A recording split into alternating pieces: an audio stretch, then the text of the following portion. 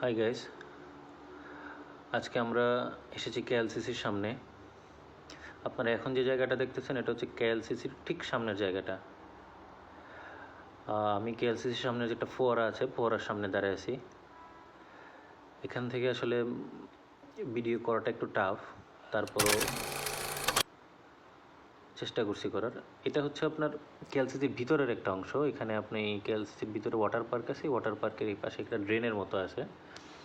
তো ড্রেনের মতো করে রাখছে। এখানে হচ্ছে আসলে পানি যাওয়ার জন্য না, এটা আপনি ঝর্ণা বলতে পারেন। এই যে দেখেন পানি ওখান থেকে পড়তেছে, এখানে পড়ে নিচে চলে যাচ্ছে।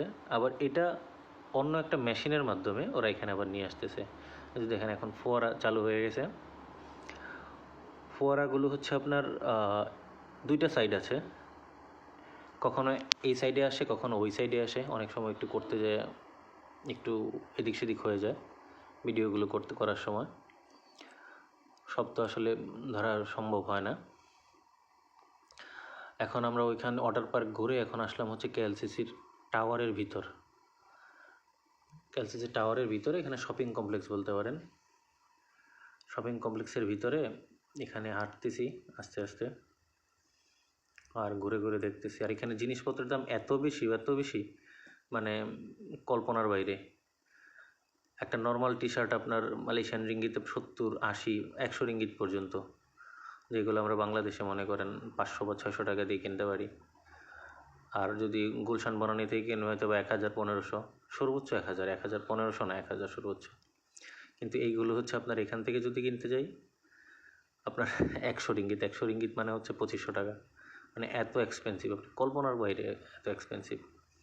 এখানে আপনি একটা জুস খাবেন, যে জুসটা বাইরে পাওয়া যায় হচ্ছে আপনার 7 থেকে 10 রিঙ্গিত, এখানে এই জুসটা যদি খাইতে যান তাহলে এটা 20 থেকে 25 রিঙ্গিত। এটা হচ্ছে আপনার কেএলসিসির টাওয়ারের। আমরা এখন আছি 3 তলায়। 3 তলার থেকে এটা পরে জায়গাটা দেখা যায়। এটা হচ্ছে লিফট।